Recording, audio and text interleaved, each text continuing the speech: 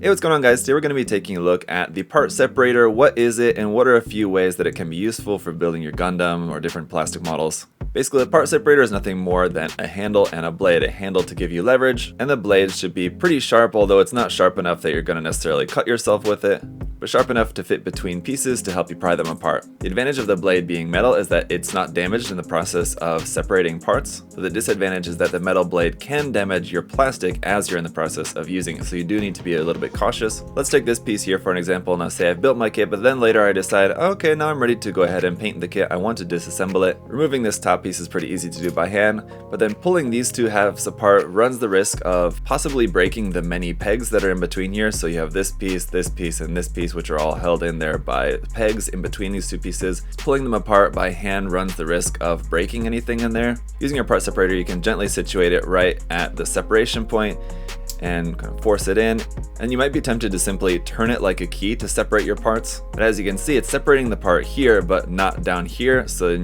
you're running the risk of breaking any connection pegs down in this area, which is not being pried apart. And you notice the other thing that happened, although it's small in this example, is that I did damage the plastic on there in the process. So instead of turning the tool, I recommend just pressing it through, moving to a different point on the part and pressing it through again.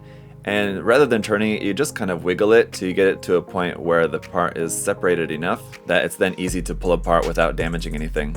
Let's look at one more, unfortunately all too common example, where say you put these pieces together and you forgot to put the polycap inside there.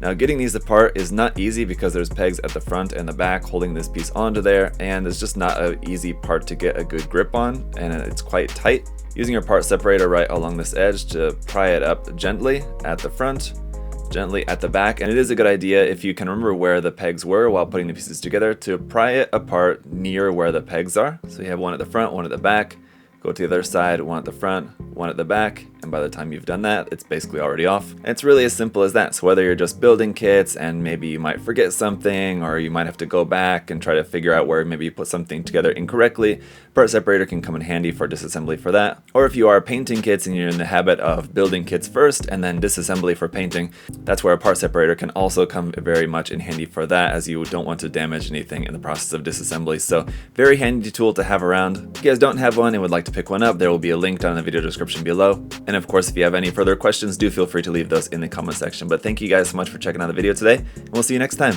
Bye, guys.